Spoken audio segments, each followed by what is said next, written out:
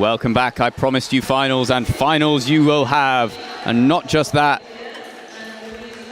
It is the return of Mike Selig to the commentary box. Mike, we've missed you for the last couple of days, but you're back here in your rhythm. Welcome back. Yeah, welcome. Thanks, Rob. It's good to be back. Day 9 now, so the referee's beginning to feel the strain, I think. But here we are, an interesting final. I watched both semi-finals, actually. I was waiting to be on with the Sabre.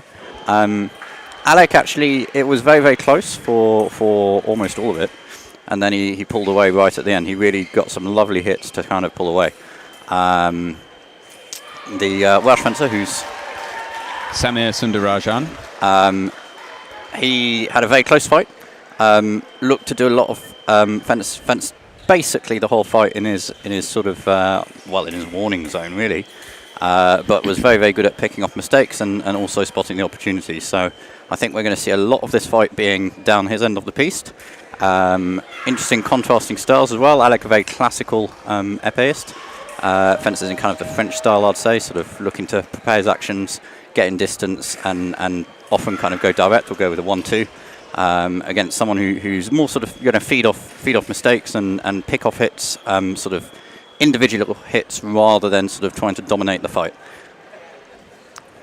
We watched Sundarajan's quarterfinal matchup against his teammate David Perkins, and we watched the semi-final as well against Gauget of New Zealand. And really, it was the same story in both matches, and no one was really able to force the mistake out of Sundarajan. He's, as he said, Mike, he camps on his back line, seemed really comfortable in his final 2 meters, and is just so patient, waiting for the mistake he wants. And Brook through and scores.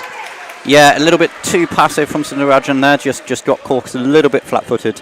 Alec got himself within distance and then went direct. Possibly just catch him slightly unawares there. Be interesting to see whether, if Alec does get an early lead, whether he keeps fencing that way or whether he tries and sort of gets Sundarajan out of his comfort zone. The thing about backing off also is that it's not Alec's natural game, and we can see he's continuing to press, which is good, I think. Sometimes fencers establish a lead and then they feel, oh, well, I've got to be defensive, I don't want to take risks. And that takes them out of their comfort zone. Alec's comfort zone is very much pushing, getting towards distance, looking to set up hits. So very similar pattern. Sundarajan's going to be waiting for a mistake here, looking to sort of stall, I guess. And there's Alec back within distance. Sundarajan just slightly short on his stop hit. Alec going with a nice 1-2 there. So different hit. First hit, Alec jumped in distance, didn't have anything. And there's the kind of hit where I think we're going to see quite a lot of it. It's a sort of, it's less constructed. It's just maybe more instinctive style of fencing. More sort of, oh, there's the opportunity. I'm just gonna score.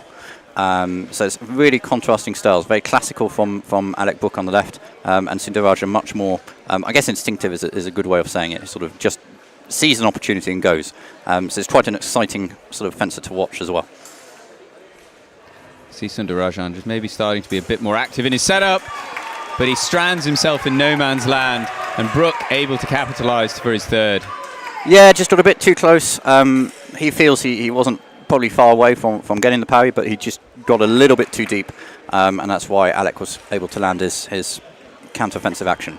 So actually not too bad a hit from Sundarajan, I don't think. He was probably looking for that sort of setup, but just kind of made a technical error. Got too close, and that's why Alec's hit was able to land rather than be parried.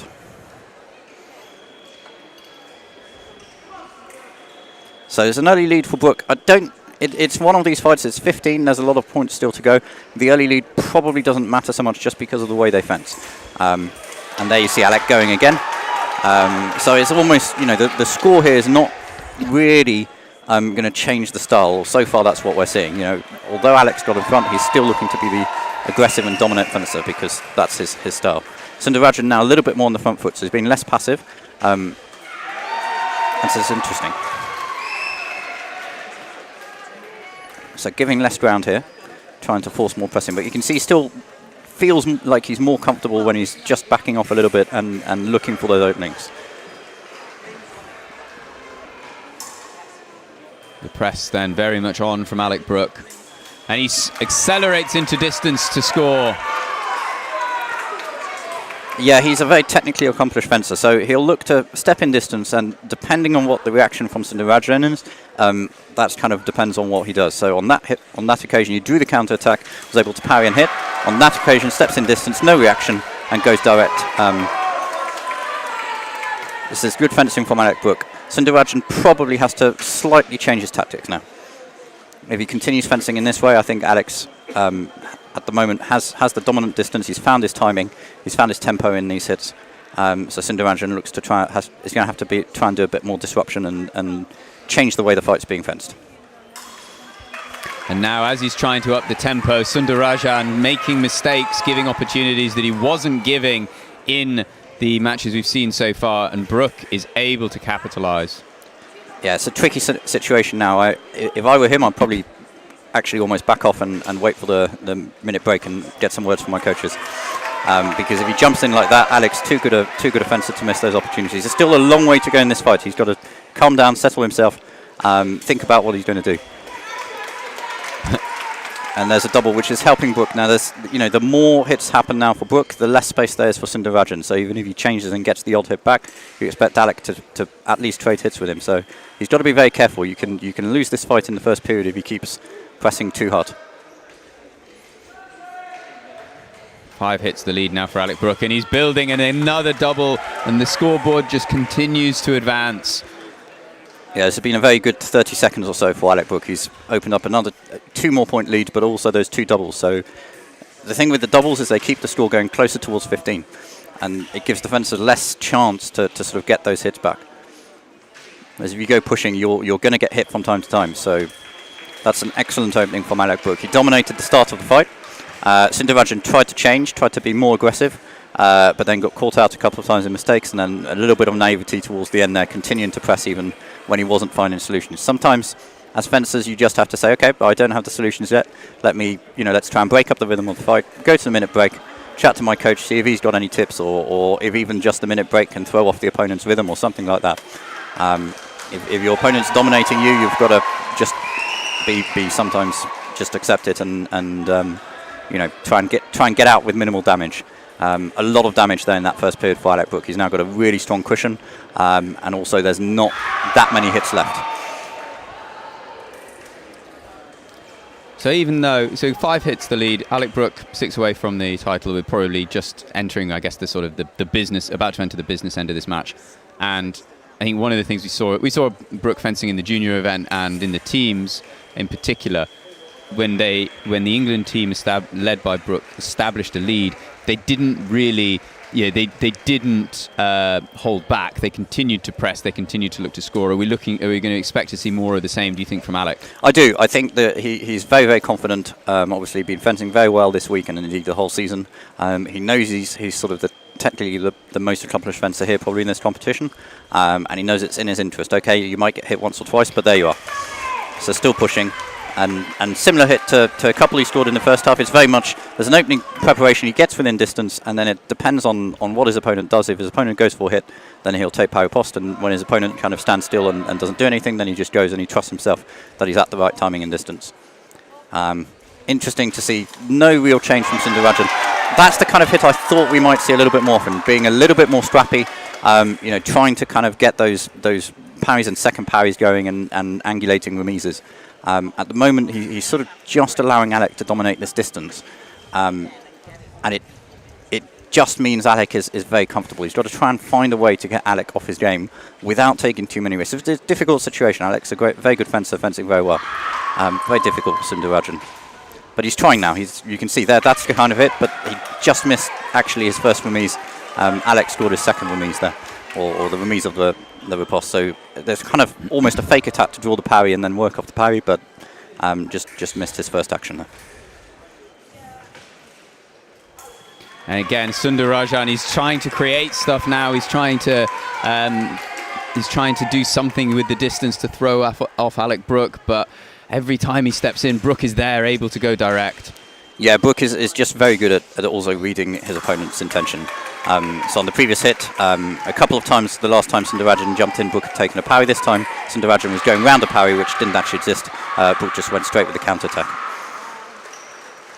It's very hard to see this fight turning around. Brook's fenced very, very well throughout the day.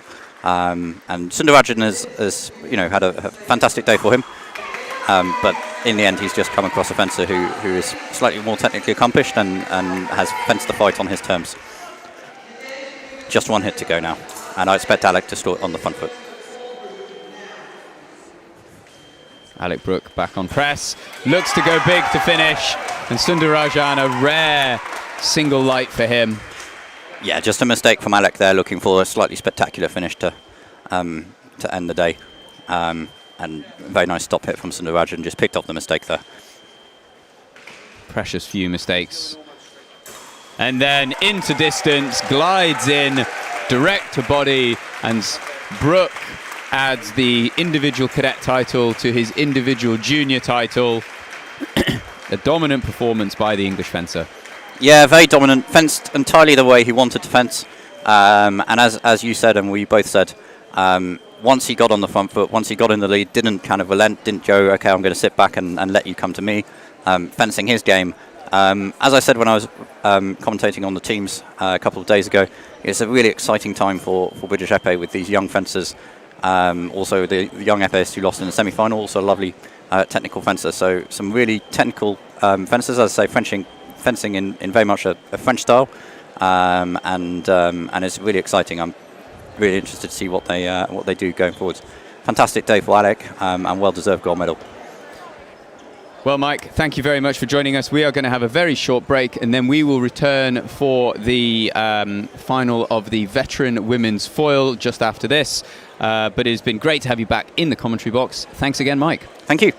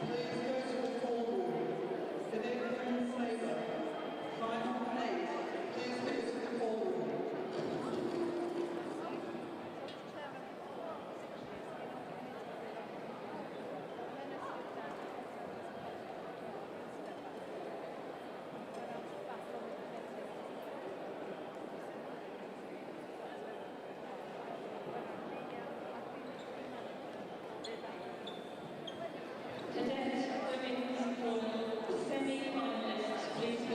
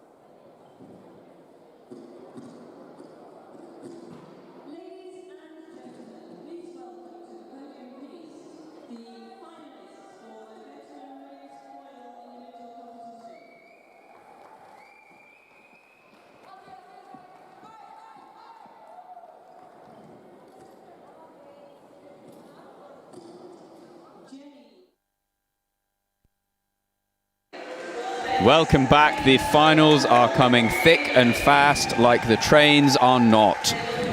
It is time for our third final of the afternoon, and it is veteran women's foil that we will be focusing on here after a veteran men's Sabre final, and then we also had the cadet men's Epee final just before that.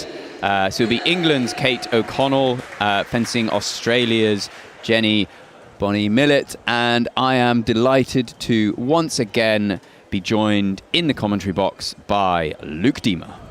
Thank you very much for having me once again on whatever day we are now.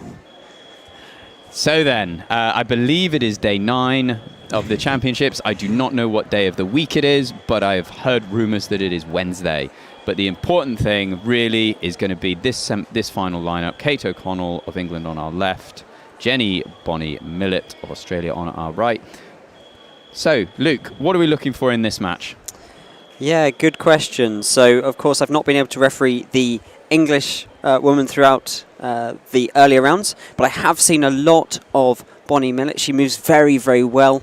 She's got great pieced presence in terms of a slow pressing attack, being able to finish multiple lines. It is very much, as you see them going to test their little versus large in this match. Both fencers, as I say, able to use the full pieced. Be interesting to see how they come up against one another, because before this fight both were against fencers that didn't march quite so much. They were a bit more in and out.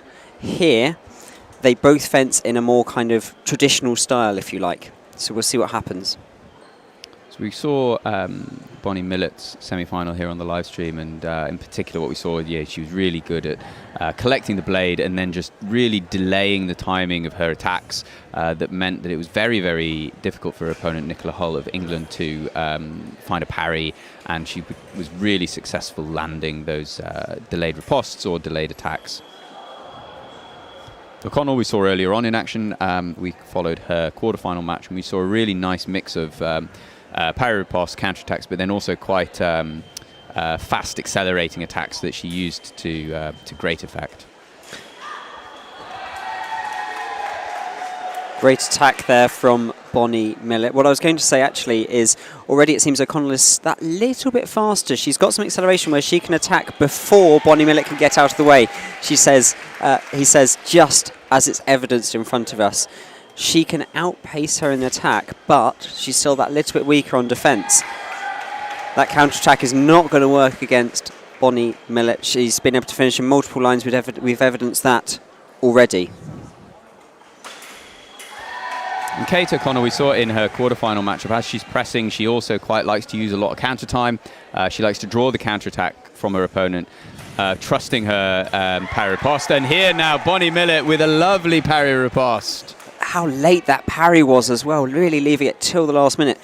It's one of those challenges. She can't get her feet out of the way, she can't get her body out of the way, but she's got the hand for it.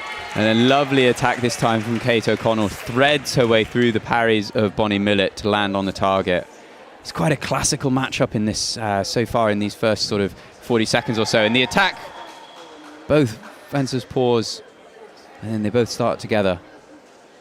Yep, and the now repetitive shout out to my brother who's refereeing this match, Ewan Diemer. So I will be critiquing his calls. No, absolutely. He is an incredibly strong referee, and it'll be a great opportunity for him in this fight. Bonnie Millett then in and stops. O'Connell takes it up the attack to bring it within one. Yeah, both just trading points right now. It is anyone's game. If I was O'Connell, though, this is exactly what I'd be doing. That slow press attack, acceleration at the end. It seems like Bonnie Millett cannot get out of the way, but the Australians' attacks are also working. I think there's very little for defence in this game. Kate O'Connell really starting to find the range on her attacks. A few of them landing off target, but you imagine at this stage she won't be too worried about that. I guess wanting to just keep setting up those attacks with those and trusting that the red lights will come. Yeah, both fencers going for counterattacks as their default defence, and yet both of them being relatively unsuccessful with it all. It's quite interesting. It's almost like that's the last ditch because of the speed of their opponent, he says, as they land a counterattack. Yeah.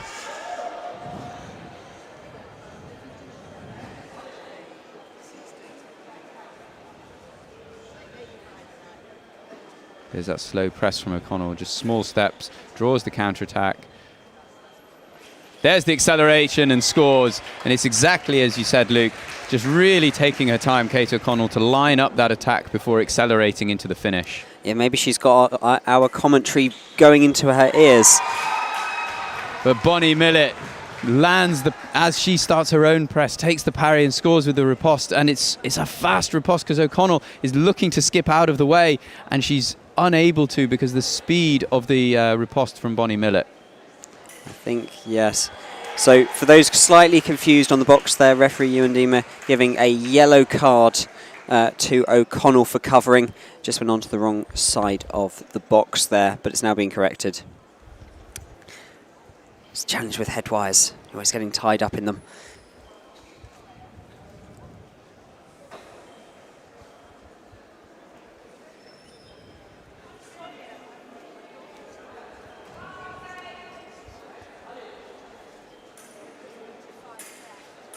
It's Bonnie Millett looking to parry now. We saw the counterattacks being largely unsuccessful. Bonnie Millett the last couple of times looked to parry, and she's through now with the remise. As it gets in close, it's going to favour Bonnie Millett. Absolutely, the short defence there. Also, another coach killer. Twice she turns to watch the box. First time she gets away with it, it's just off target. That second one, though, as she turns away, Bonnie Millett makes the most of it. Look at that acceleration, though. There's nothing the Australian can do to get out of the way. But it's a lovely parry riposte. Lovely parry riposte from Bonnie Millett. O'Connell concerned about landing the touch. She's expecting the counter-attack. What she's not expecting is that early, sharp parry riposte from Bonnie Millett. One away now. Will she look to go back to the counter-attack to finish out the match? She takes the blade, unable to land. Very risky when you've only got that 1 point to play with. But it's the attack that's worked, and that's what she goes with. Bonnie Millett then unsuccessful with the counter-attack on that point. Will we expect to see a parry riposte from her? Attack no, riposte no. The remise is through from O'Connell. One of those actions, absolutely. It's just a matter of counting one side to the other with those types of actions. Very fortunate. There's the riposte from O'Connell. She's within 2, and Bonnie Millett, what's going to be the answer? What's going to be the touch that's going to get her to that magic number of 10 and give her that Commonwealth individual title? Kate O'Connell, can she just keep inching away 1 point at a time back in? Bonnie Millett successful with the parry there, but she's unable to land the riposte. There's the parry. The riposte unsuccessful from O'Connell, and Bonnie Millett scores. She takes the individual foil title, 10-7, and it will be Jenny Bonnie Millett of Australia, the veteran individual women's foil champion. Right on the edge of her distance there with that riposte. So close, so fine are these margins. But what a result there for Bonnie Millett. She's so solid on her defence, wasn't she? She was so... Kate O'Connell, she got a lot of looks at attacks, but once Bonnie Millett started really mixing up between that counter-attack and that parry riposte, it became a very difficult proposition to thread those attacks through while also avoiding the risk of the counter-attack. In the end, Bonnie Millett, just consistency on her defence, takes her through to the title, 10-7. We're now going to take a very short break, and then we will be back, and it will be the semi-finals of the Cadet Women's Foil event for you here. But for now, thank you very much for watching, and thank you again, Luke Deemer. Thank you for having me.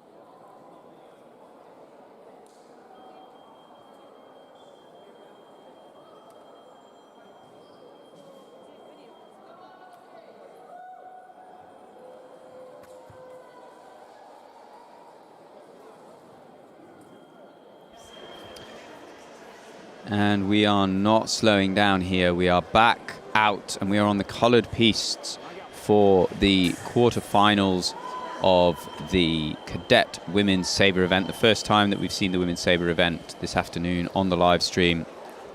And it is the quarterfinal stages of what will probably end up being the sort of final of the afternoon. We've had 3 competitions completed and two still to go, which is the Cadet Women's Foil and the Cadet Women's Sabre.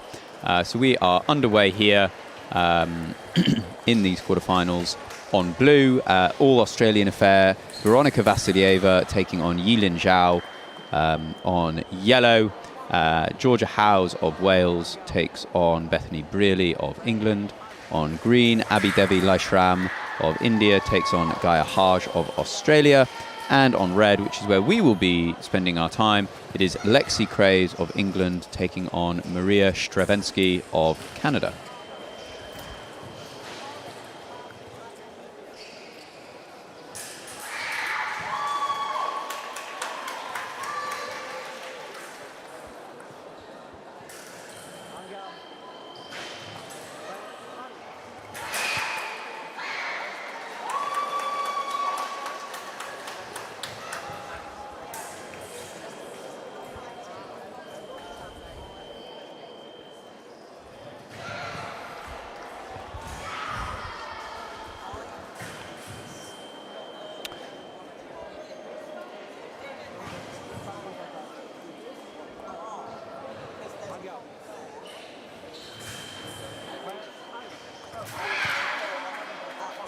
So Craze, we've not seen at all. Most of the England team competed already as part of the juniors or even the senior team. But Craze in only for the cadets. She's the second seed coming out of the pools, and she is taking on Stravensky of Canada, who we have, of course, seen throughout the championships.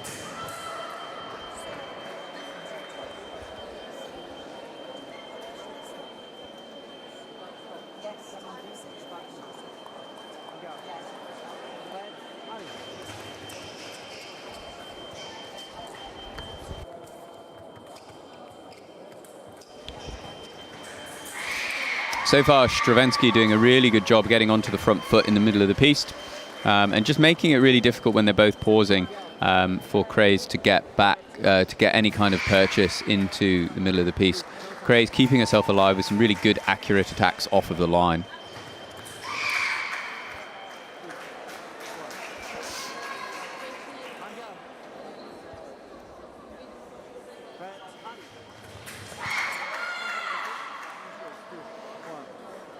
It's a series of accurate attacks from Craze. And when I'm talking about accuracy, really what I'm talking about is distance rather than sort of what's being done with the blade. Because what Craze is doing is she's just taking it really small, reading the moment that Stravensky is coming into the middle and then accelerating to score.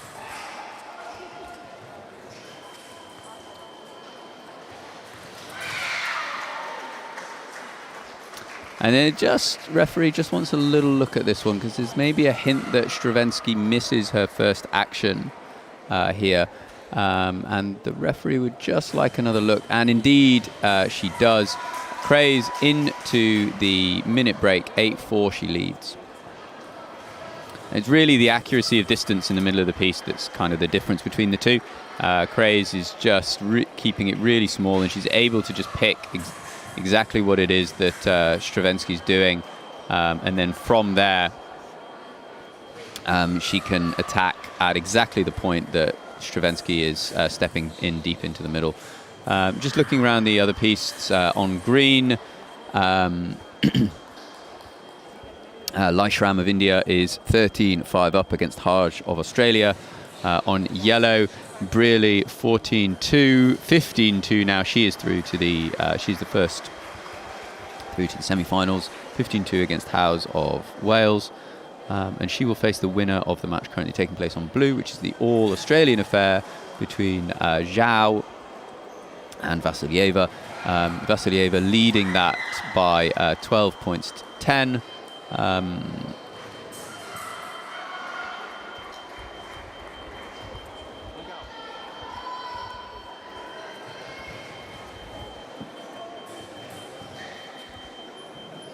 And we return to red just at the end of this minute break. Craze of England on our left, leading Stravinsky of Canada on our right.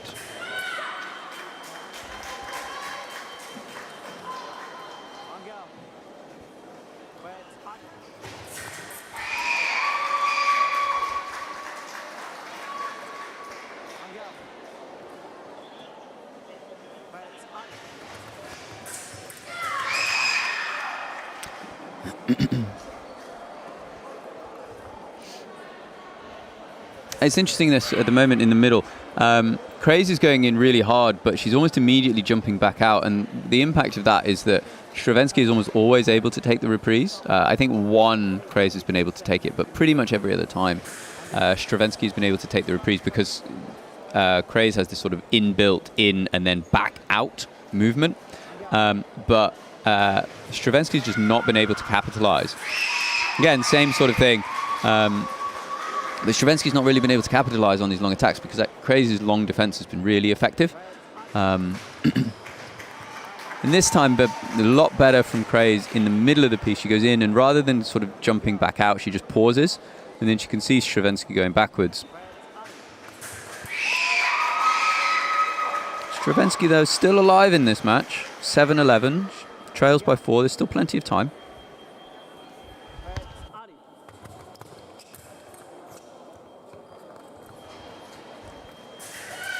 Craze building. Stravinsky will be a little bit upset by that. She did well to sort of see the moment and take the parry, but just Craze was really on top of her.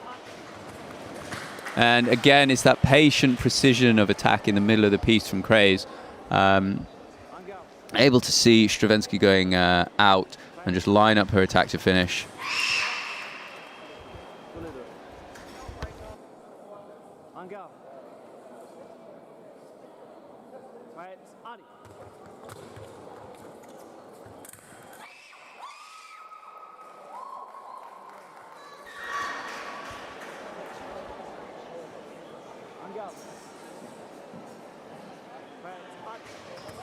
And again in the middle, it's just so accurate from Craze.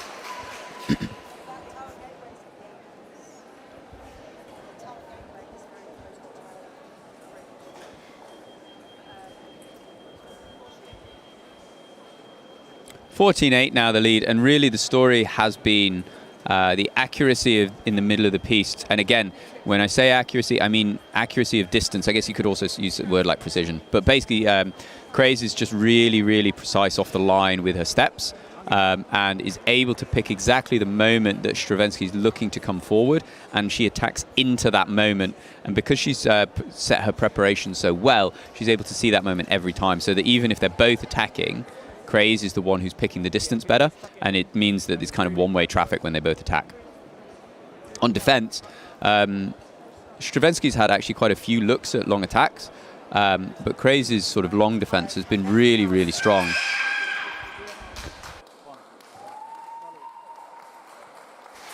And there we go. Craze with the reprise, 15-8. she takes the victory, and she will face Abhi Devi Lifeshram of India in the semi-finals. We will have those for you shortly, and but I believe the next thing that we will have coming up will be the semi-finals of the Cadet Women's Foil. In probably not very long, to be honest. I can see them there waiting in the call room, so I think that we can expect them to come out pretty much immediately. But we will have them very shortly. Join us again in very soon.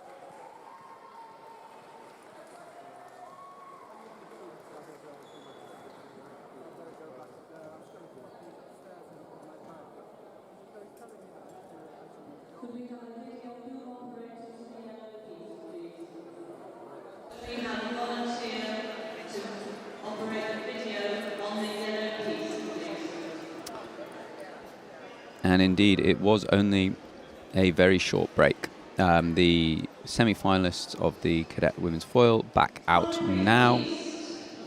And they will be on the yellow and the green pistes for you.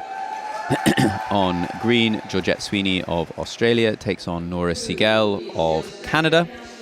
While on yellow, Amelie Sang of England will take on her teammate Isabella Johnson. These two already...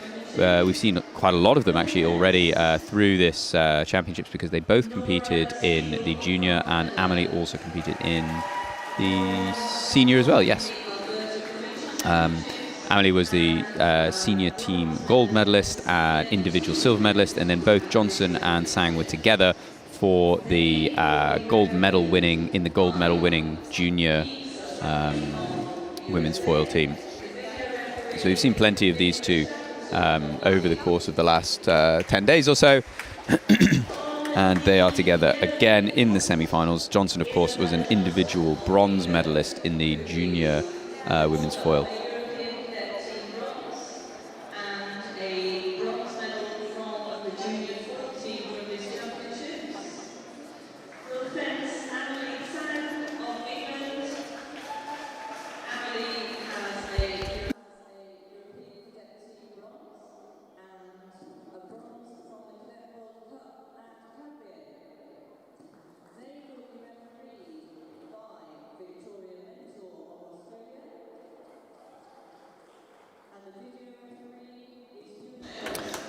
And this was a semi-final. This matchup between Sang and Johnson was a semi-final in the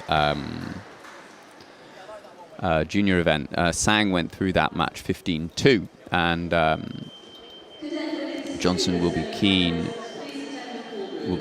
Johnson will be keen to make sure to put out a better performance than in that first matchup. But for now, they are back underway. They're back together now to compete in this semi-final. 0-0 be the start, and Johnson will be on our right and Sang will be on our left. Meanwhile on green, and you can watch that piece, Siegel of Canada taking on Sweeney of Australia.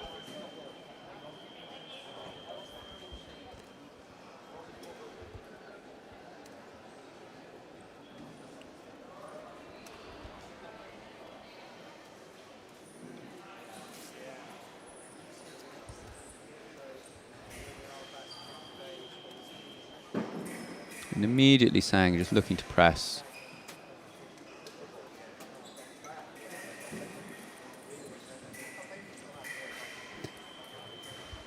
And Johnson comfortable on her back line. She just lets the distance close up a bit, and you can see as soon as Sang's blade is away, out of the line, Zhang can close up, Johnson can close up and score.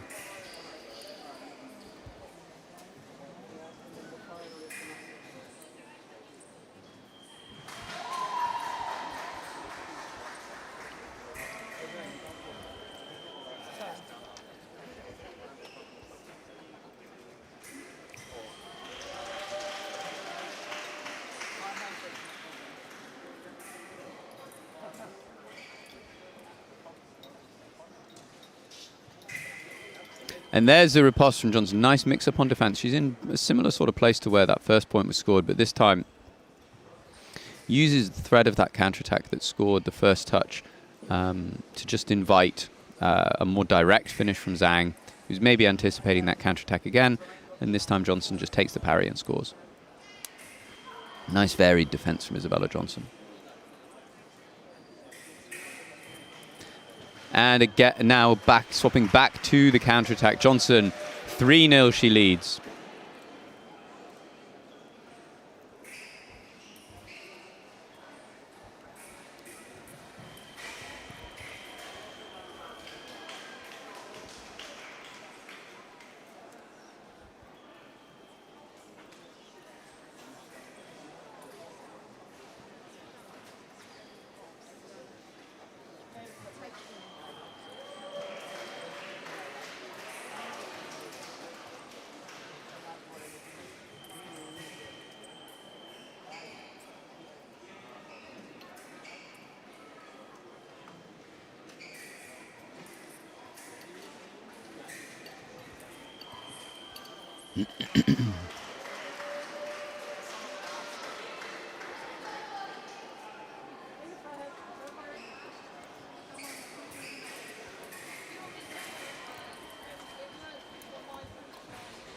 Johnson at the moment just doing a really good job disrupting the accuracy or the point control of Zhang, and she's just doing it by mixing up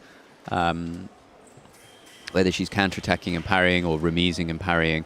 It's just making it very, very difficult for Zhang to find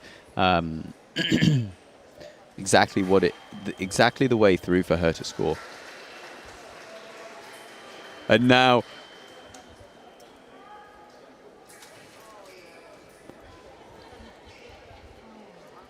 picking the moment nicely there. Zhang just bouncing on the edge of distance in and out. She's looking to try and set something up to begin her attack. And as she skips in close, and Johnson just sees the moment to attack through it.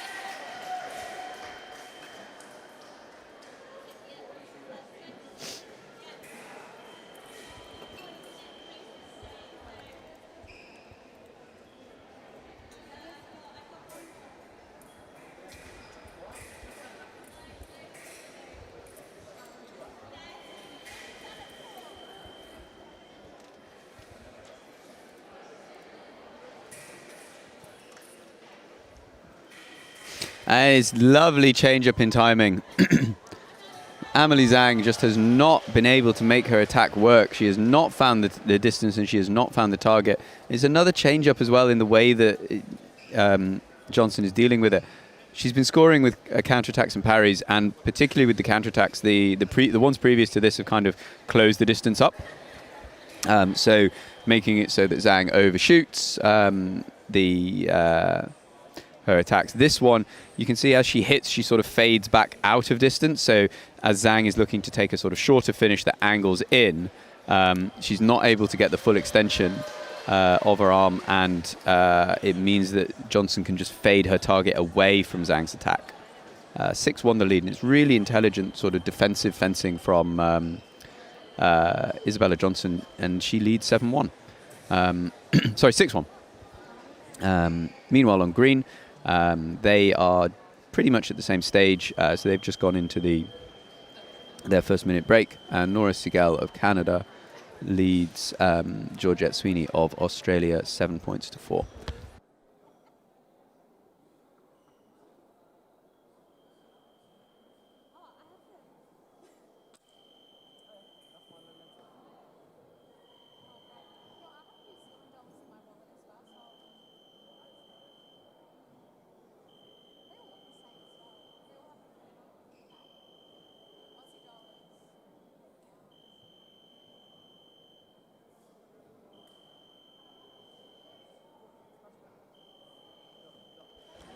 So as we reach the end of the minute break here, this is going to be an interesting match dynamic now.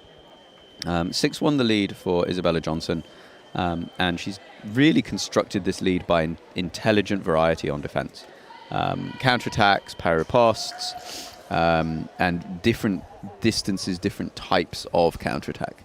And it's meant that it's been really, really challenging for Zhang to find her range on her attack. And so she's just not been able to get it going. And it'll be interesting to see how this goes, because Zhang, maybe she will now think, okay, well, maybe I would like to fence this match in a different way, maybe inviting more attacks from Johnson, trying to set up on defense. However, Johnson, if she's disciplined, she doesn't need to be drawn into an attacking game. Zhang's the one who needs the points. Johnson can sit back, and she can absorb and she can just not get involved in any kind of attacking game against Zhang. Defense is working for her. That's how she's scoring her points. And if the score stays this way, it's Zhang who's going to have to chase.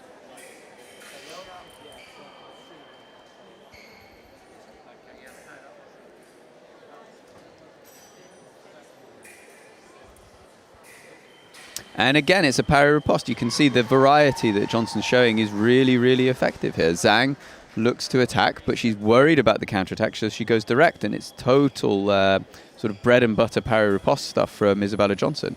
She's just holding firm, comfortable in her warning zone, and there's the counterattack with the fade out. Really, really lovely variety from Isabella Johnson. 8-1, she leads Amelie Zhang.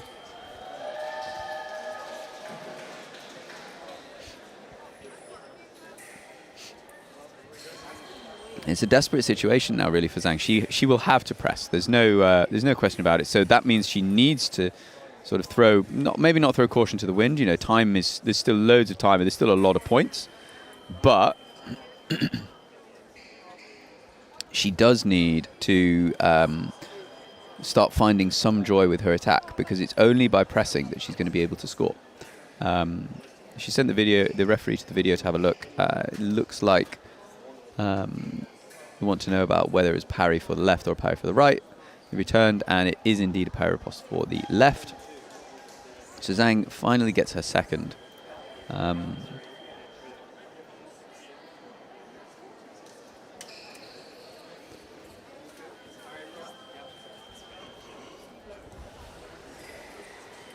it's a nice counter-time action this time from Zhang. Maybe just a bit more urgency from her.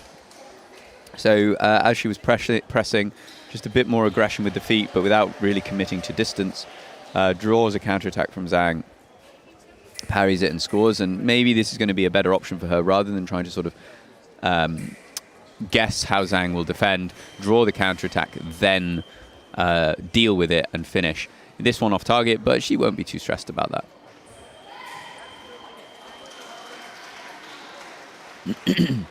This is kind of where Zhang wants to be. She wants to keep it down in. Oh, it's over the top and over the back from Zhang. Referee would just like to have a look at this to make sure it's okay. She returns. No touch.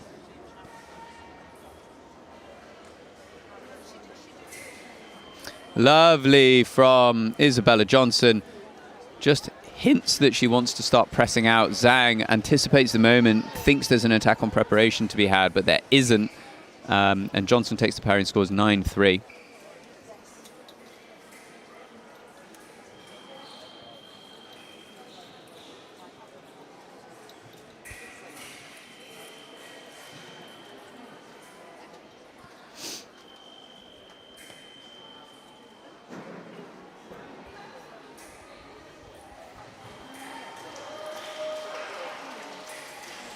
And there's that fading away counterattack.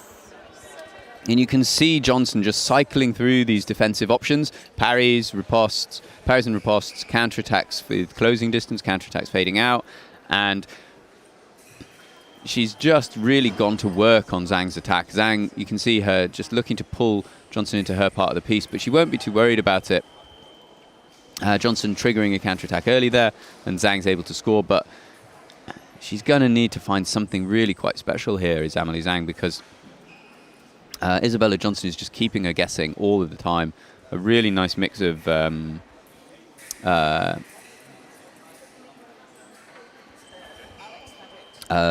sort of defense and counter-offense.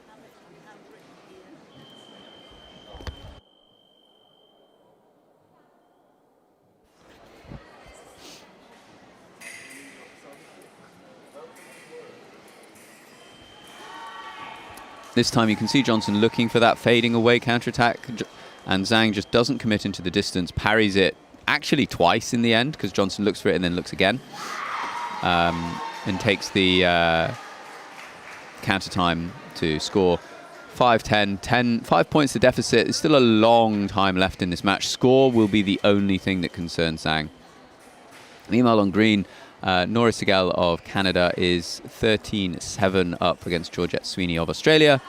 Okay, and the first hint of a few points on a run for Amelie Zhang, and maybe there's a sense that she's now starting to find her range. This will be an interesting development here. And an attack now from Zhang. She's drawn within 3. The lead was as much as, I think the lead was even out to 8 at one point.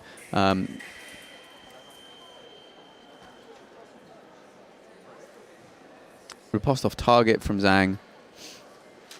This is a really enthralling period now. And now Zhang finding the target much more consistently, almost at will. She's found the target's body, and now she's flicking over the top of the shoulder.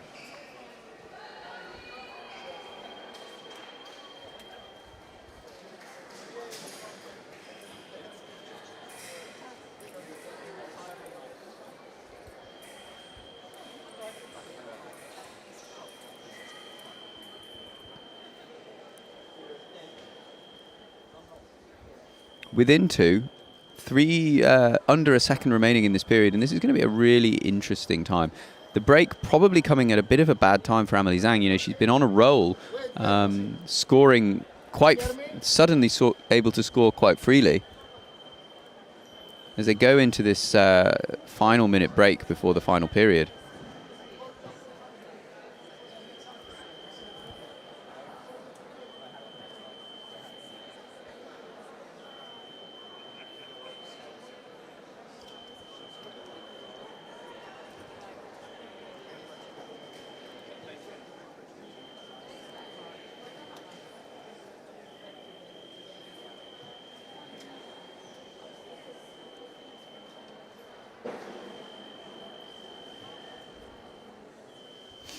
So, 2 points to deficit now. This was a massive deficit. Amelie Zhang had a lot of work to do. And she's just started to come back into it. Isabella Johnson was doing a really good job disrupting Zhang's attack. You know, a mix of counterattacks, different types of counterattacks as well. Some closing, some opening out, and then mixing that with a good parry riposte when Zhang looks to go more direct. Zhang has just started to slowly claw her way back in with a lot of counter time action. So making it so that she's dealing with Zhang with Johnson's counterattack, then scoring with the parry riposte. And this has been that's been really effective, because it means that rather than having to sort of looking to press the attack and finish, guessing whether she's trying to deal with a parry riposte or a counterattack, she's kind of taken the parry riposte out of the equation by just looking to parry the counterattack. So that's the only thing she's really setting up to deal with. There it is again. Parries the counterattack, scores, and it means that she doesn't have to think about, is Johnson going to parry riposte or is she going to counterattack? She's only interested in that counterattack. That's the thing that she's building towards. That's the thing that she's setting up. And now she's skipping away from distance, skipping back in and accelerating, and she is level. A long way down was Amelie Zhang, and this is really interesting now, this match. Johnson needed this point and scores. Needed to find something. She's been on the defense a lot of this match by her own choice, but she's been on defense a lot. So finding an attack from there, really important. But you can see Zhang going back to work. And again, takes the parry riposte. Puts Johnson under pressure, draws the counter-attack, scores with the parry riposte. And what she's basically done is by not trying to press and finish her attack, Zhang has just made it so that there is only one thing she needs to worry about. And Johnson misses the riposte 12-11. Zhang takes the lead as we enter the final stretch of this match. Remarkable comeback from Amelie Zhang. Takes the parry, off target with the riposte. You can see Johnson there looking to just close up the distance, changing that counterattack. There'll be an opportunities here probably for Amelie Zhang to accelerate and finish, because Johnson will have lost a lot of confidence on her attack. Sorry, on her counterattack.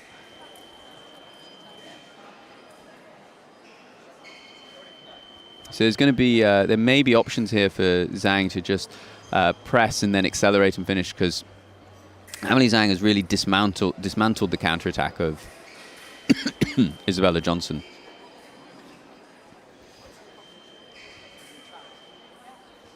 On green, Nora Sigel leads Georgette Sweeney 14-8. 15-8, she goes through to the final. And there's the attack of Zhang.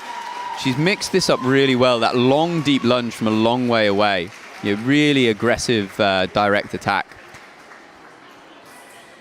And there's the counter-time riposte, mixing it up by closing the distance right up. 14-11. This is a huge run that Amelie Zhang has gone on. She trailed... I mean, anyone who remembered it from the chat, help me out. But did she trail by 9-1? Have I invented that? It's certainly 6-1. And she was trailing by at least 5 or 6 for much of the match. But she now finds herself up 14-11. And she's just made it work. And there's the parry riposte. 15-11. Amelie Zhang with a huge comeback to advance to the final. She will take on Canada's Nora Sigel. Really remarkable comeback from Amelie Zhang. She looked a long way out of this match, so far down, but she just pulls her way back into it bit by bit, inching it point by point, and she finds herself now in the final. We will take a short break, and then we'll be back for our last set of semi-finals for the day, which will be the women's individual cadet women's Sabre semi-finals coming up very shortly.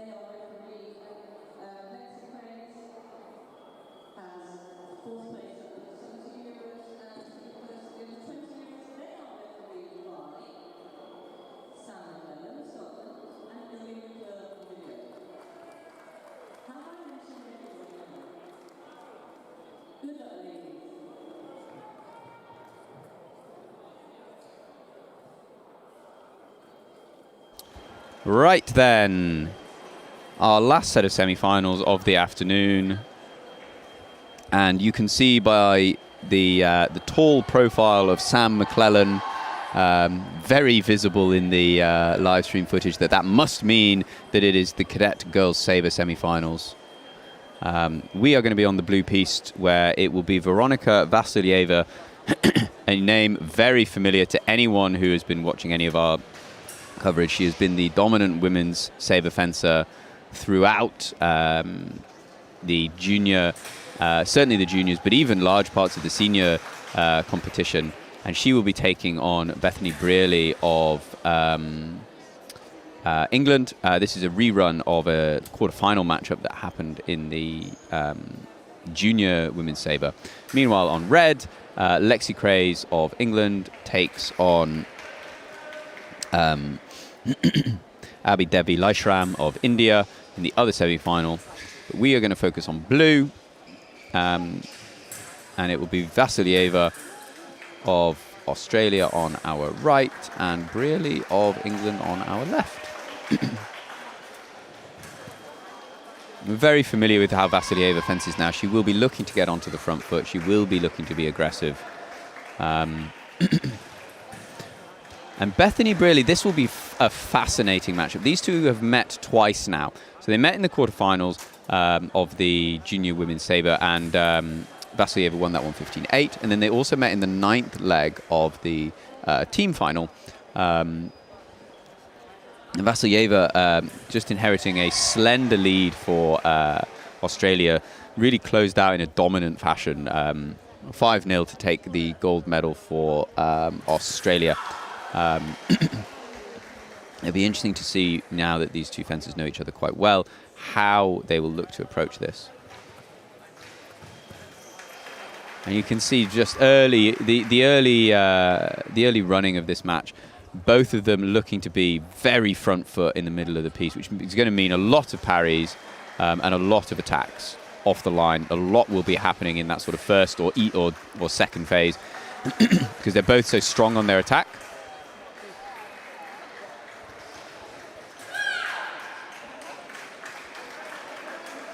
And Vassilieva just starting to open up, maybe a hint of a lead here.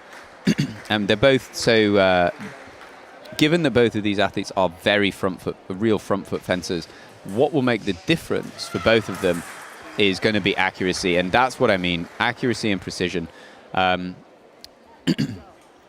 Brearley looking for the parry, unable to find it, maybe just a touch too close. This time, much, much stronger. And it is going to be execution that's going to be the difference, because tactically these two fence in a way that is quite similar. And this is the main difference. Vassilieva sets her distance pretty much perfectly every time. And because she does that, it means that whether she's attacking or defending, she's always in a really good position. And it means that she rarely misses the parry when she gets it. She will always force, through that aggressive preparation, she's always going to force her opponents to... she's always going to force her opponents into, shorter direct actions just by the nature of the way that she prepares. However, what she is then really so strong at is just picking exactly the right parry, and not just picking exactly the right parry so that it's always and rarely sort of missing any of those parries. On red, Laishram of India is level at 6 apiece with Craze. And it's a counter riposte from Vassilieva, and that's what we mean. That is currently the difference between these two.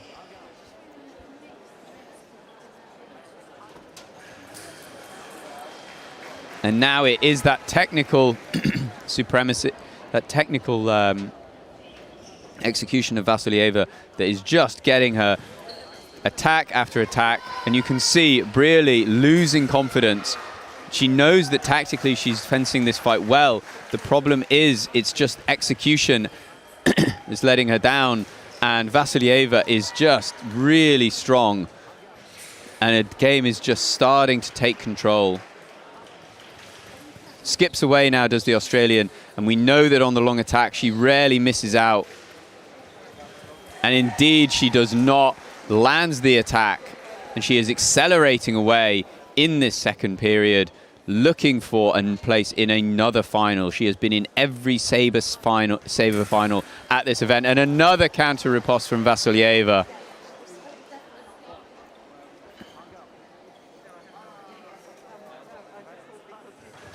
And it's just execution that means that she is just taking control of this fight.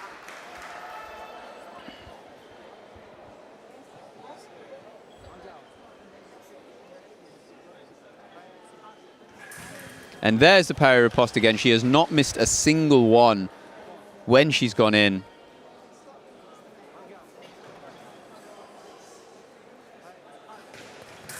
And then the attack, Vasilyeva. She is through to her fifth final of these championships.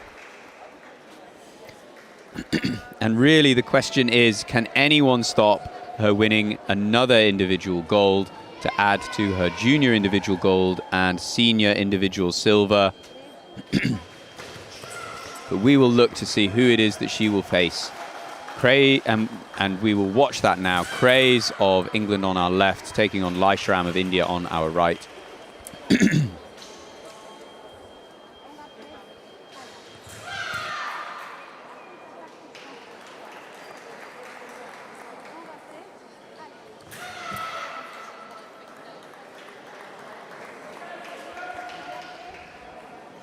And Laishram just maybe opening up a slender lead here. 8-7 Laishram led at the break, and you can see that this match, neither one really able to find something that's given them dominance. And a good counter-attack, ducking from Laishram, underneath the attack from Craze.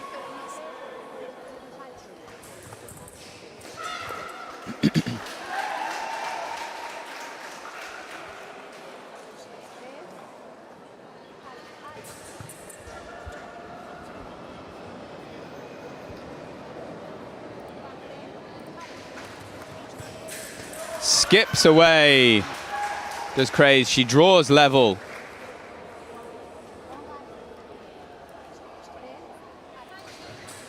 There's the attack that drops just short. Craze sends the referee to the video, but it looked like there was a delay. And the referee confirms it. First attack misses. Craze's riposte misses.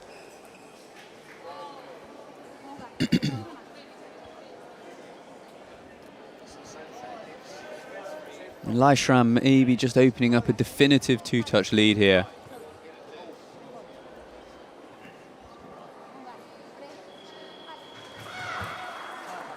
More accurate in the middle of the piece from Laishram.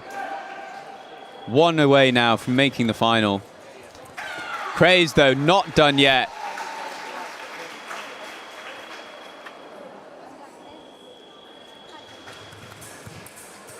And there's the counter riposte from Laishram. Craze looking to respond quickly. Laishram equal to it with the counter riposte.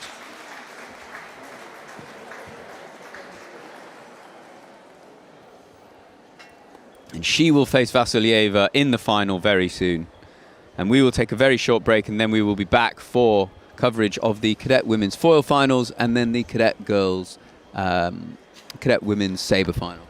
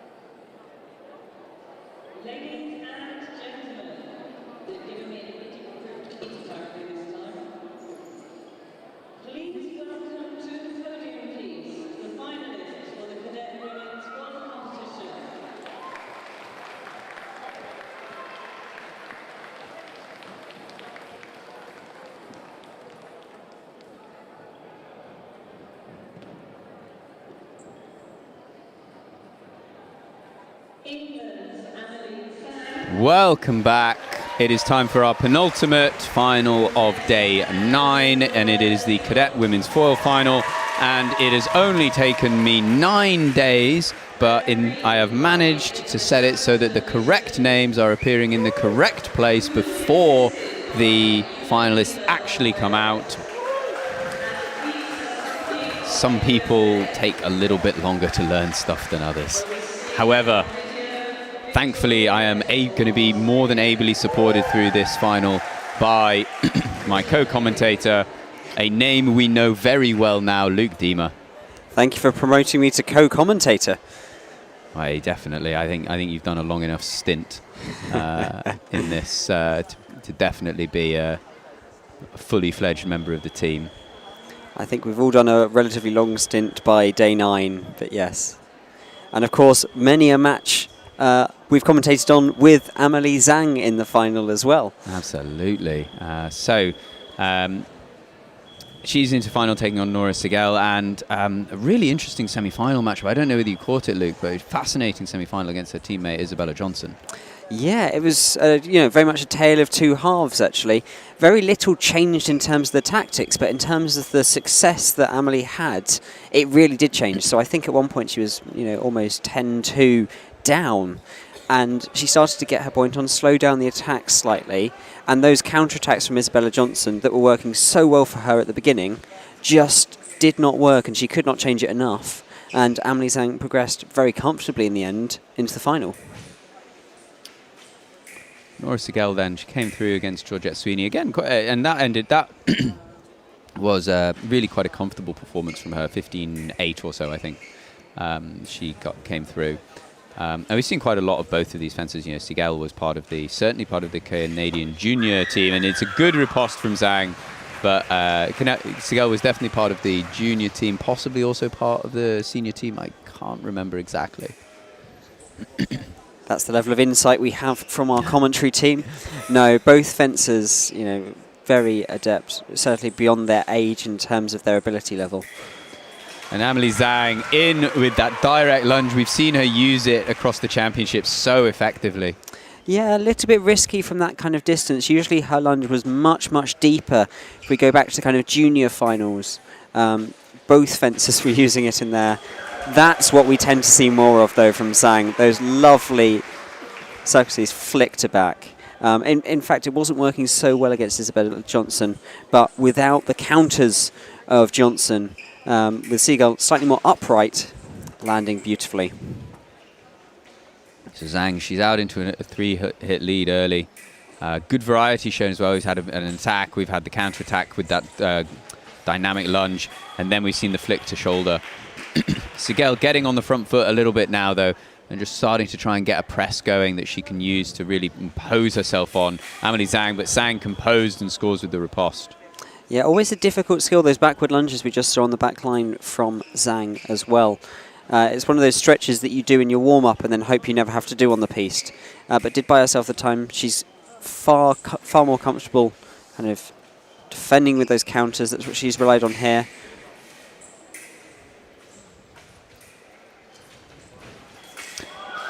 And Sigel, she actually misses the attack. Yeah, it's not even a parry. What a finish, though, from Zhang once again. I'm sure there are maybe easier ways of doing it, but it's so hard to parry one of those ripostes. And now 2 to shoulder. This time she goes straight.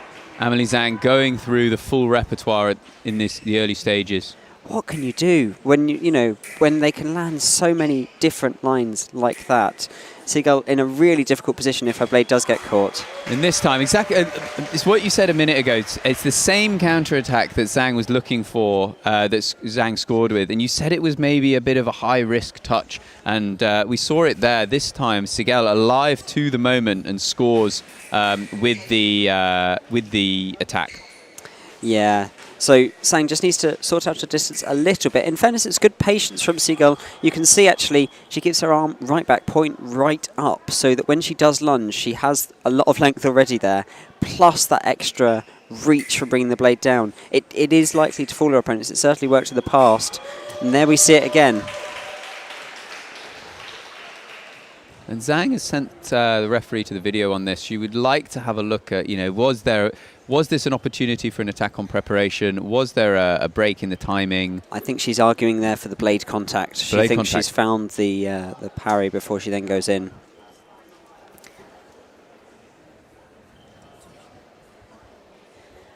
Having a good long look at this, the referees.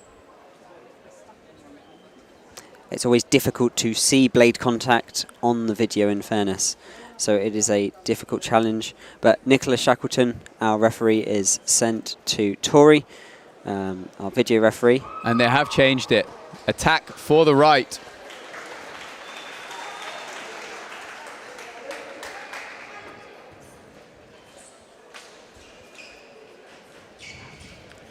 Zhang now pressing, and you can see in the footwork she's just full of confidence in her movement. Also, those half jumps in are kind of the feints for the counter she will use later on. That all being said, it does put you at risk of the eventual attack from Seagull, that unusually long lunge she has coming into effect once again. And there's the flick to shoulder for the 4th time this match. It never gets old. It always looks nice. Absolutely. Seagull then looking to build, and she was patient on that last attack. And again, patient here. So Amelie, they're arguing she has line, but of course the hit arrives off target. So this is a challenging one here. So it's one of those difficult challenges. So in order to have an established line, you must put out line before your opponent attacks, and the longest attack you can have is a step lunge. So here they said, yes, she had it out before the step lunge from Seagull, but because it's off target, it's not point in line with the target, the hit still stands from the left. Seagull just holding on the edge, looking to disrupt the build-up of Zhang with her blade. Zhang now attacking towards the shoulder. This one lands off target, but she was through the defenses. Yeah, definitely a bit of a change of tactic, even if it's just to buy a bit more distance to actually go on the attack. This is a very close distance, though. This plays into Seagull's hands. Nice from Seagull. As you say, the distance closes and Seagull is alive to the moment. Yeah, just that little bit of a block out at the end of the counter as well. Very effective at preventing Zhang from finishing. She loves to draw the counter and then finish. But if they block out as well as that, then all the lines that are open are to the back or under the arm. It's that little bit harder to finish. Exactly as you said, Amelie Zhang pressing. She draws the counter-attack from Seagull, parries it, cannot find her way through to the target, has to settle for off-target in that finish. Still a strong finish, though, from what is a very awkward position, in fairness. Being able to finish in those different lines, as we said, trying to see what's open, whilst also trying to avoid being hit, is not easy at close quarters. So into the first minute break, Amelie Zhang with a 3-touch lead over Nora Seagull of Canada. And really, it's been those strong parry ripostes from Amelie Zhang with the really sort of show-stopping flicks to the shoulder and just to the back that has given Zhang this lead at the end of the first period. Yeah, of course. So Zhang had that. We'll certainly be hoping to get a gold in this event. She came so close in the juniors. Of course, she got the gold with the team, very much carried the team in her leg of the team event. Probably went out a little bit earlier than she would have liked in the seniors. So this feels like a bit of redemption. That all being said, Seagull is not fencing badly at all. She's got good patience on the attack. She's got a good explosive lunge. And actually in defence, she's been able to hold her own. This is not a runaway match by any stretch of the imagination. Just 3 points the difference. So then, underway at the start of the second period, and the referee just confirming the videos remaining for each fencer. So Zhang with one correct and one incorrect decision. She has one video remaining. Seagull has not used it this time on the preparation. The attack is scored by Seagull.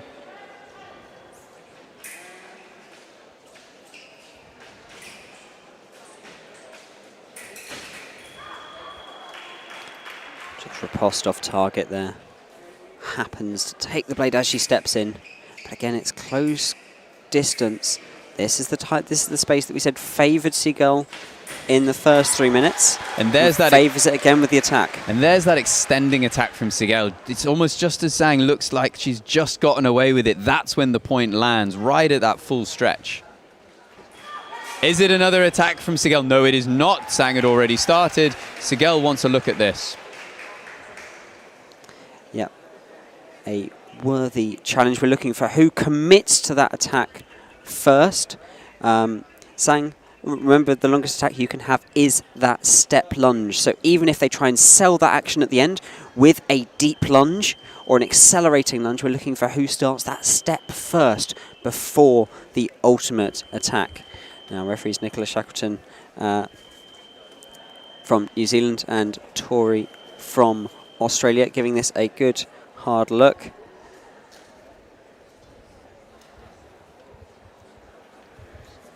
Taking a look, and then we're on our way back, and it is, the attack remains with the right. Should be 6-8. That's the correct score.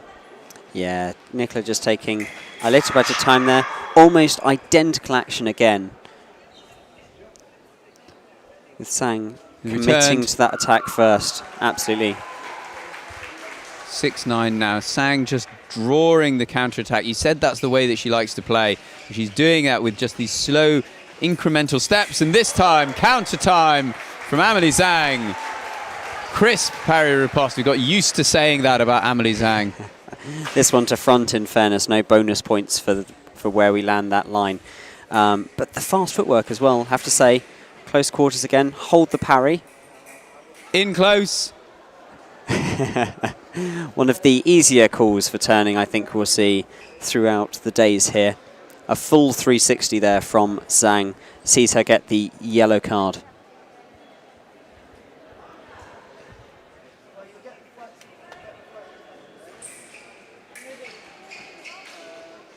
Zhang now on the press, and you can see just those little stuttering steps into the finish. Who's got the long lunge now, she says to Sigel, as she really reaches out of those small steps, keeping the pressure going forwards into that reaching long lunge. And another one, this time the high hand as well, acting to block out Sigel's attack. And a little bit deeper in the lunge as well, and it makes all the difference to which line Sigel can finish in. Sigel working hard now in defence, trying to find that blade. Successfully close finds quarters. it. Traps Zhang in close. Lines up the riposte. And it's that close quarter, you know, it's that shorter, smaller distance that seems to favour the Canadian right now.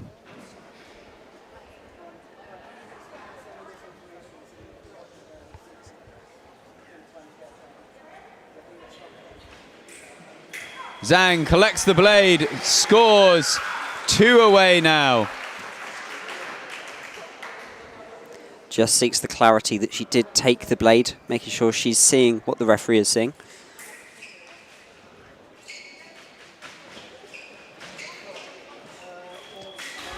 Zhang looking for the flick, doesn't land.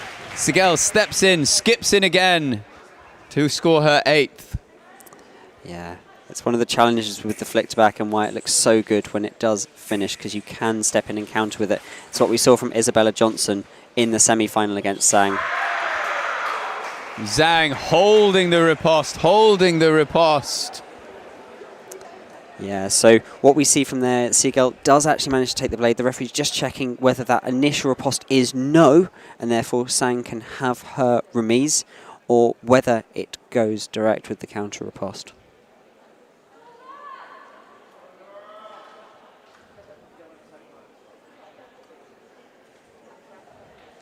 Again, blade contact slightly harder to see on video, in fairness. So it's not an easy call to refer yourself to, but it's always worth making sure you double check when the scores are firstly relatively close and as we get towards the later stages of this match. Both fencers now just waiting for this discussion between the referees to end. And it looks like they're maybe reaching the point of a decision.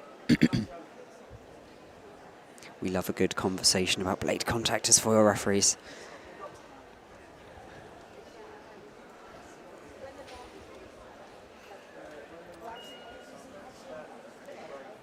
Now, interesting as well, as we have this pause, Pete Barwell, Amelie Zhang's coach, just gave her a little bit of advice earlier. It's interesting, this can act as a mental reset point for the fencers if they allow it to. Oh, mask on. And it's as you said, Luke. Yes, Sigel gets the blade, but she misses her first, and Zhang scores.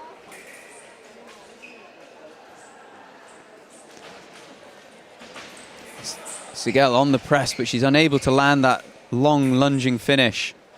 She's got the distance right. She just doesn't need to rush it.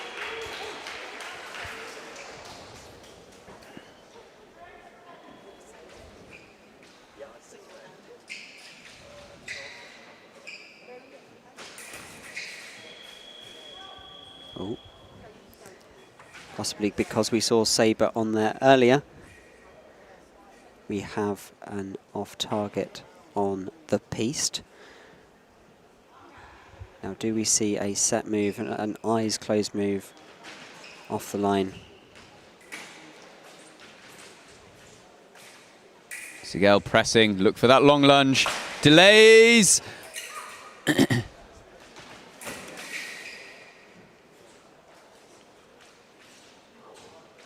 I really hoped for a line to finish.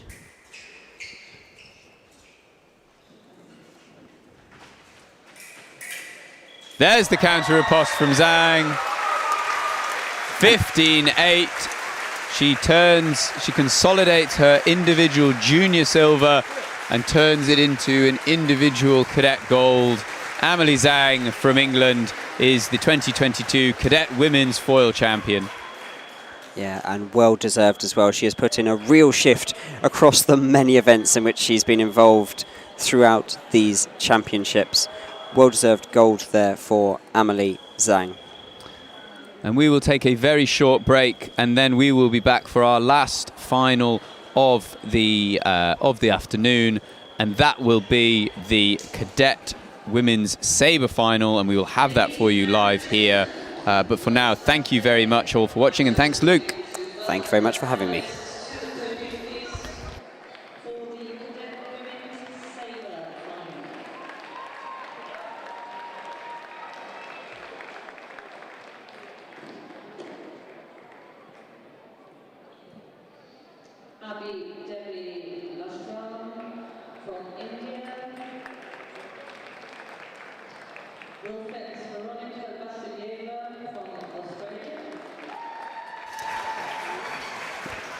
And we're not waiting around. We want to get through to this final of the afternoon.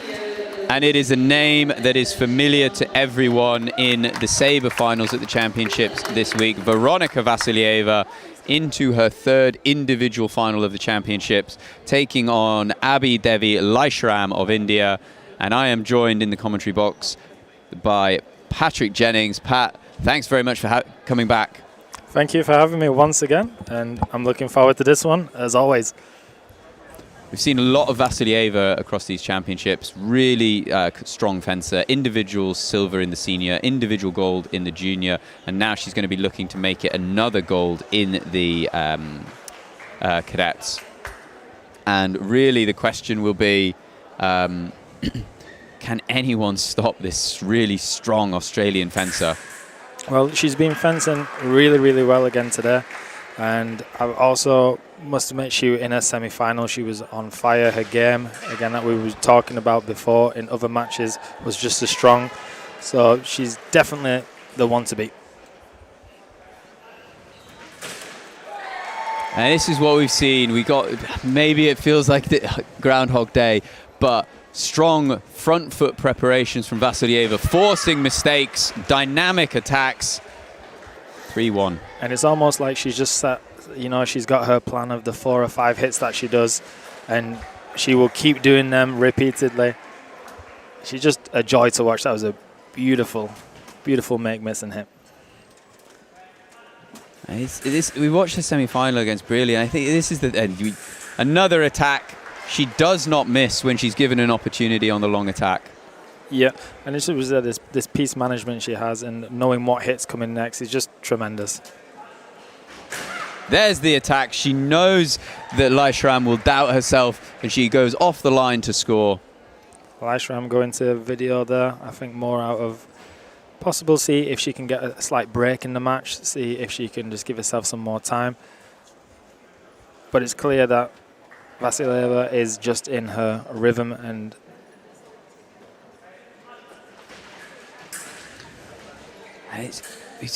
we watched the semi-final against Brearley. Sometimes when fencers are really aggressive, and there's the counter-attack. Pat, you mentioned it in the junior individual final. Really strong counter-attack that she has.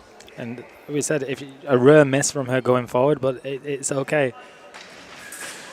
Excellent. She's great at that move. She did that so many times in the what I saw of the semi-final. She looks like she's coming in. She gives the other person the opportunity to go on, hit me on preparation, and then a step back para riposte.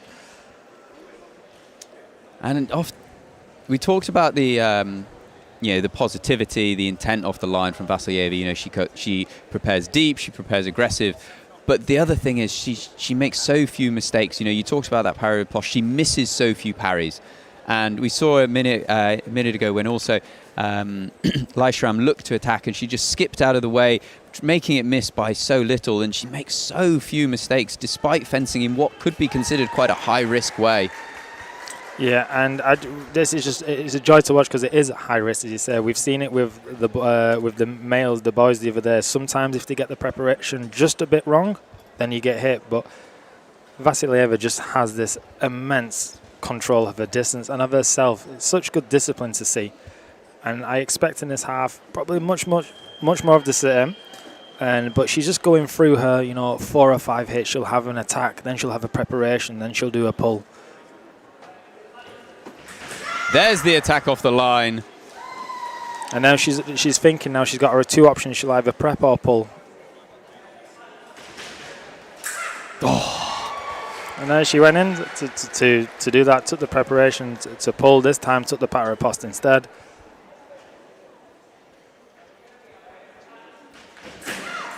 And Laishram in real trouble now because Vasilyeva is looking very comfortable. Yeah, I think Laishram was actually unlucky on that one. I think if there was 2 lights on, I think she went into a guard, 1 light on the box. Yeah, and this is the hit that we see all the time. Vasilyeva already knows that the middle has won before this touch with the cycle that she's going for, so she doesn't have to put too much effort in. And there's the counter riposte. Vasilyeva wants that reviewed. And this is what she's so good at as well. I mean, if there is a second blade action, it happened too fast for me this time. I was a bit daydreaming. It is given mal-parried. Laishram with her second. And again, she comes in, makes a miss. Finishes the attack. So composed from the Australian. And again, I'd expect now to have to push forward or hit on preparation, probably. Drops short. Misses an attack. Looks for the counter-attack. This time unsuccessful. And Laishram with her third. But she's just not been able to string more than a hit together. And there's the build-up. Vasilyeva with another look at that attack. There's the finish. And I've been watching Laishram all day, and she is an excellent fencer again. But when they're coming into the finals, we've seen with a lot of the Indian fencers who have made it to these finals so far, they just lack a bit of discipline, and it seems to let them down because they always try to go to the moves that they rely on. And there's the attack. Yeah, I can see why he's gone to video on this, because her movement at the end, Vasylyeva's movement almost looks like a counter-attack.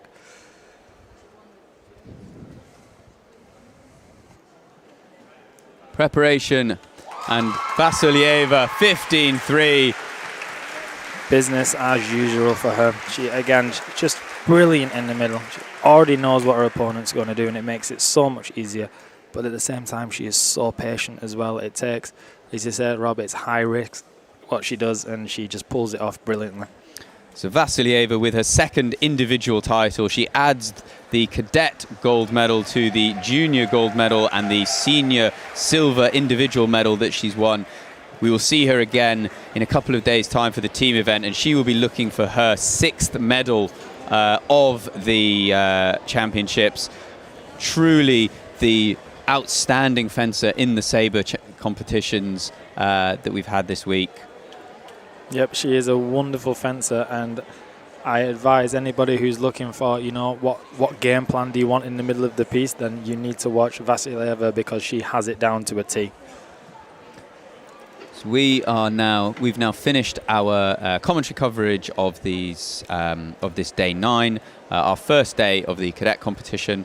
We will be leaving the stream running while we do the medal presentations, but for now, thank you everyone who was watching, and Pat, thank you very much for joining us again. Again, thank you once more for having me. It's been great.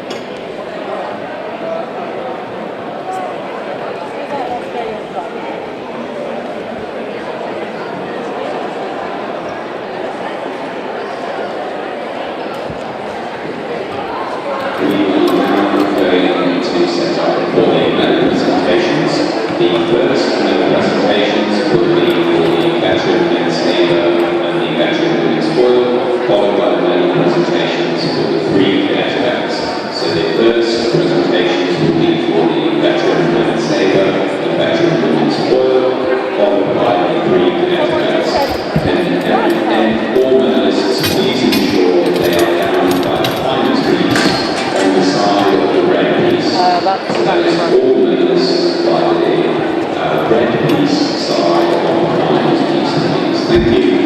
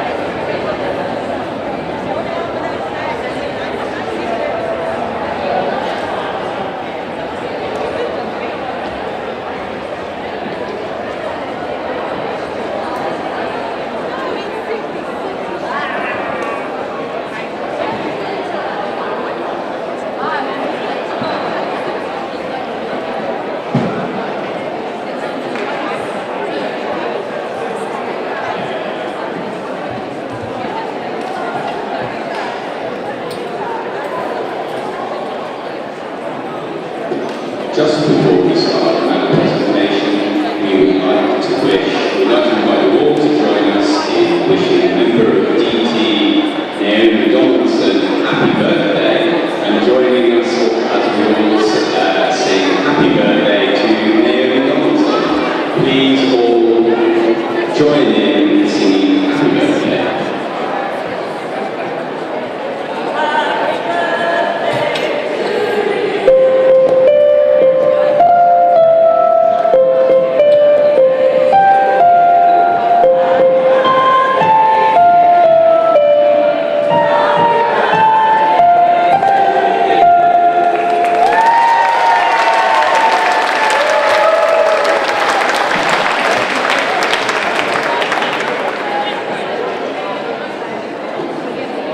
Please now all welcome to the podium the medalists for the Veteran Men's Sabre Individual Championships.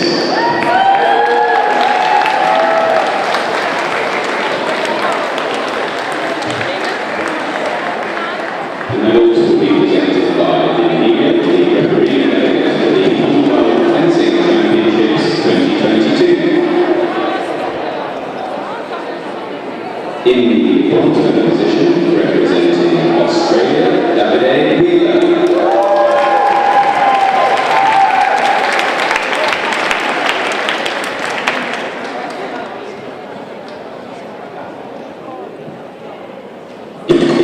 In the other bronze position, representing Canada, James Stevens.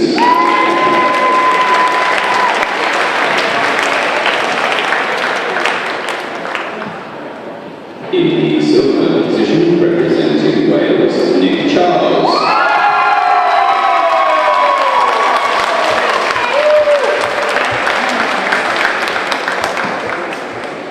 And in the gold medal position, and the Veteran Men's Sabre Individual Champion 2022, representing Scotland, Mo Mansouri.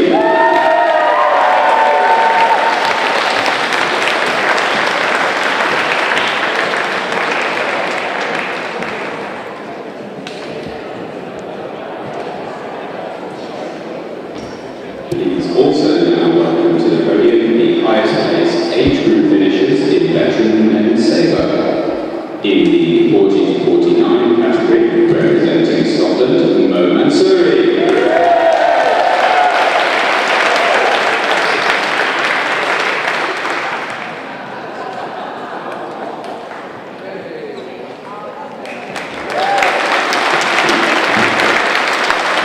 In the 50 to 59 category, also representing Scotland, Alistair McIntyre.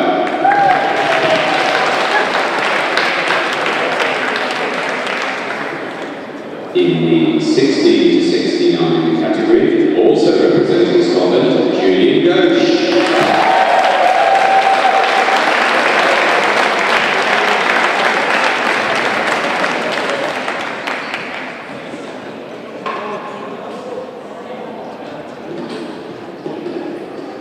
And in the 70 plus category, representing Wales, Richard Booth.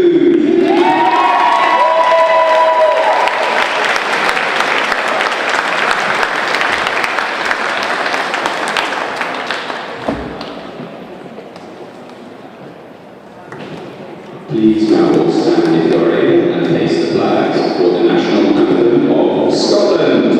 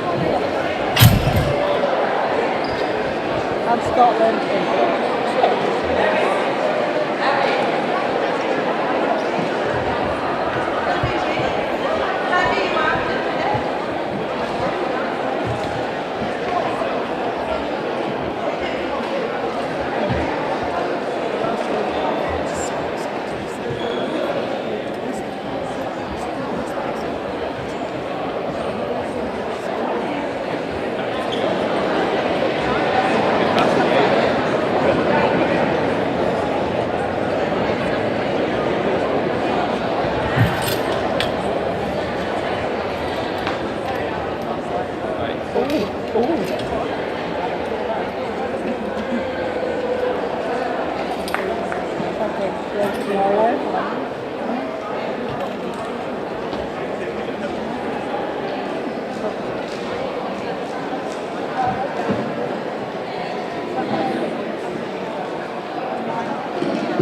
welcome to the podium the winners of the Veteran Women's Order Individual Championships.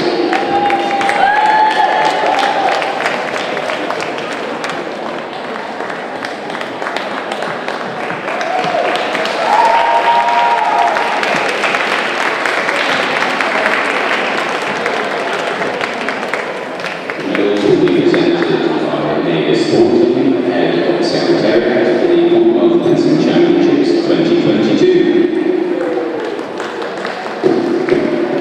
In the bronze medal position, representing England, Nicola Hull.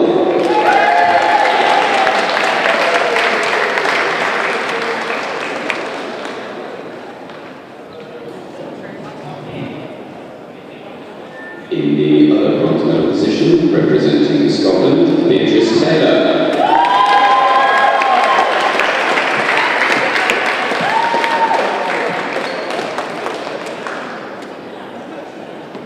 In the silver medal position, representing England, Kate O'Connell.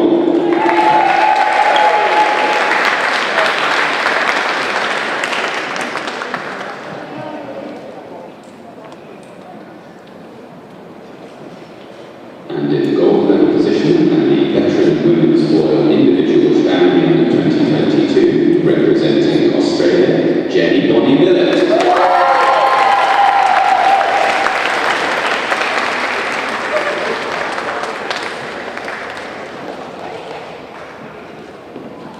Please now also welcome to the podium the highest age group finishers in Veteran Women's Individual Foil. In the 40 to 49 category, representing Scotland, Beatrice Taylor.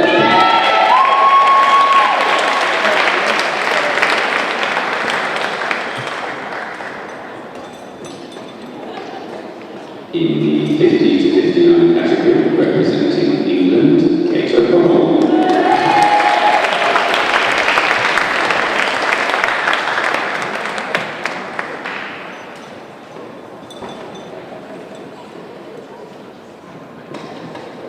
In the 60 to 69 category, representing Australia, Jenny Bonnie Millett.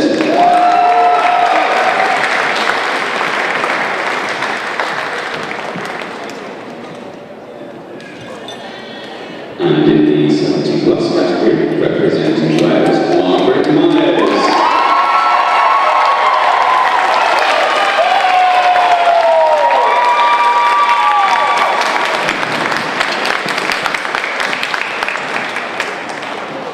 Please now all stand if you are able and face the flags with the national anthem of Australia.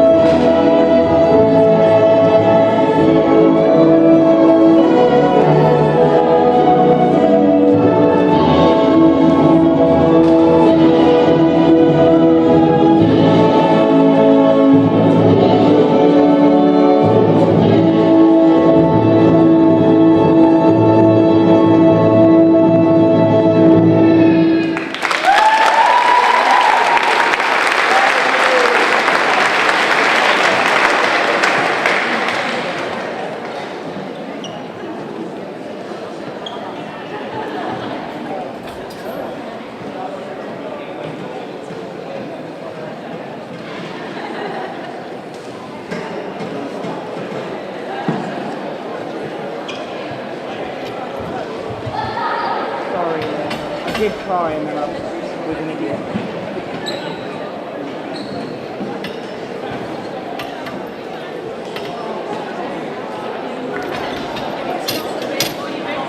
England stays. Okay. Need to lift it.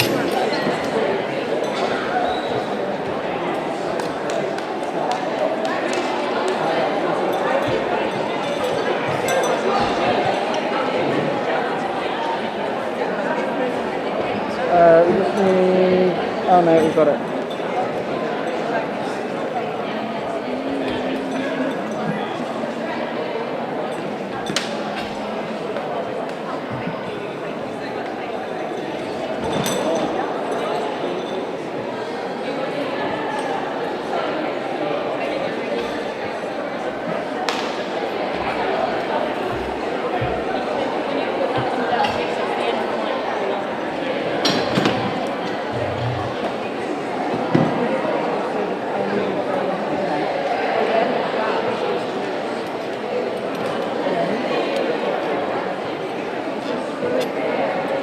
No, it's just a whole through. Whatever is on the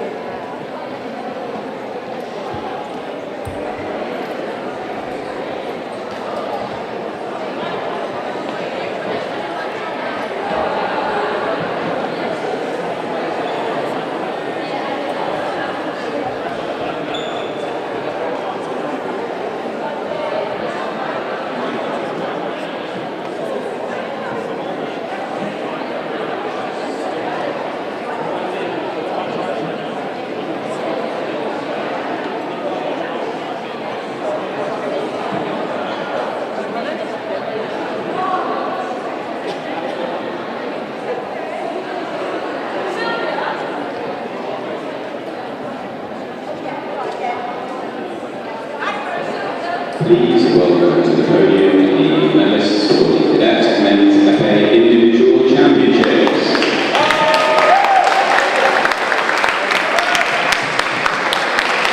The medals will be presented by Untitled Chapter, member of the DT for the Commonwealth Fencing Championships 2022.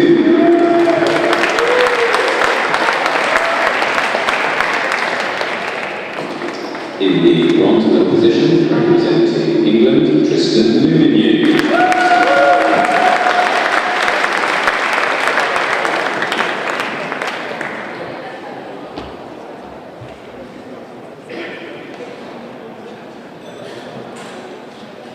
In the other bronze medal position, representing New Zealand, Cadet.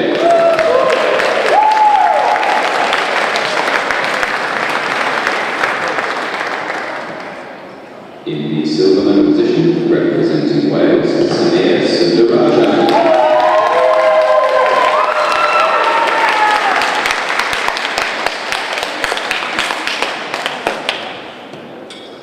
And in the gold medal position, and the Cadet Men's Epee Individual Champion 2022, representing England, Alex Brooke.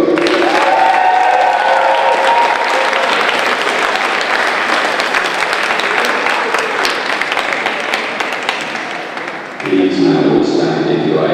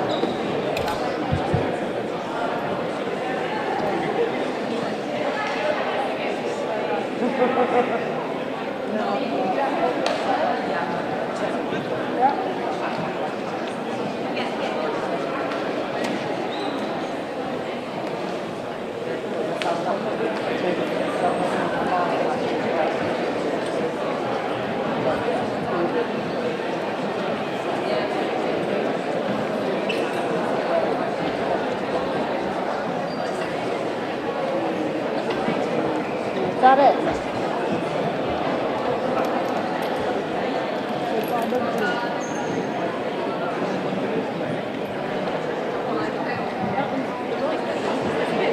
It was faster.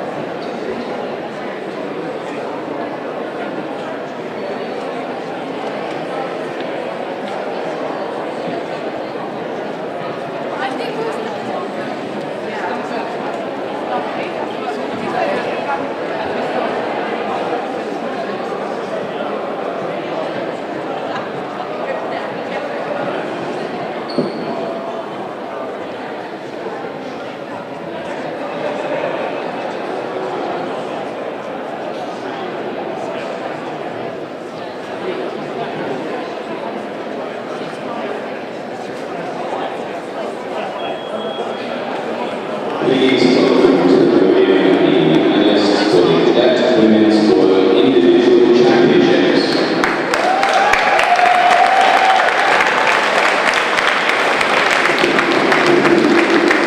The medals will be presented by Epee, President of the Commonwealth Fencing Federation.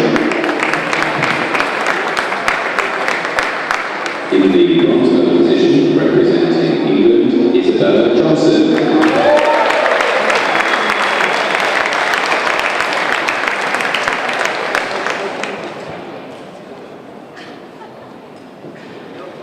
In the other bronze medal position, representing Australia, Georgette Sweeney.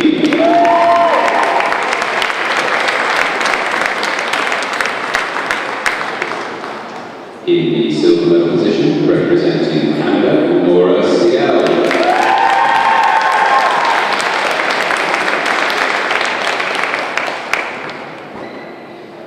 And in the gold medal position, and the Cadet Women's World Individual Champion 2022, representing England, Ali Zhang.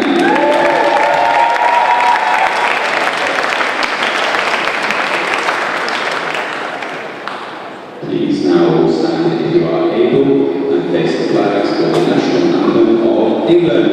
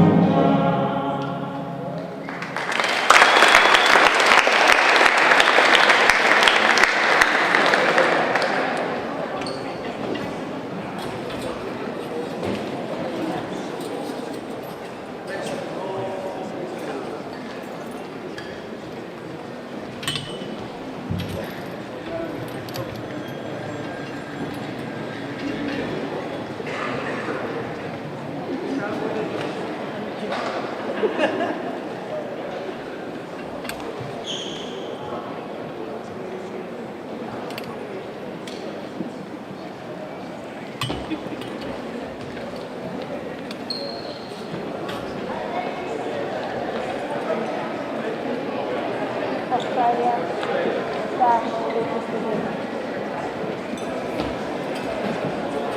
You must have to check each time that you got the right one. With Australia and New Zealand.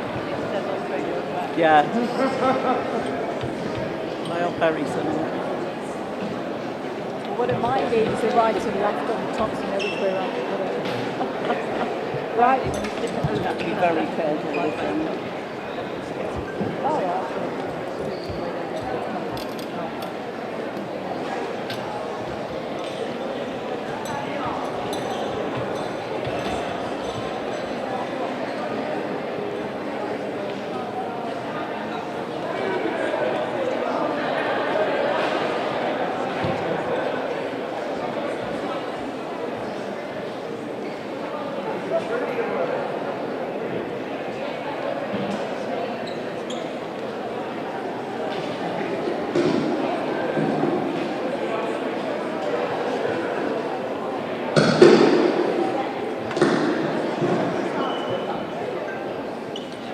Please, to the podium for the medalists for the Cadet Women's Sabre Individual Championships.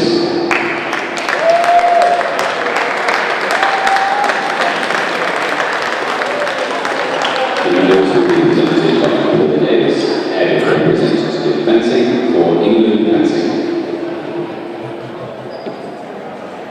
In the bronze medal position, representing England, Bethany Bradley.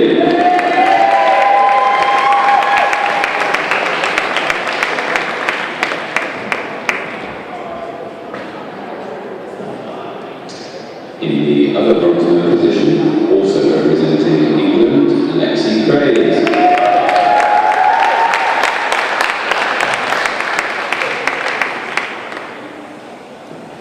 In the silver medal position, representing India, Epee.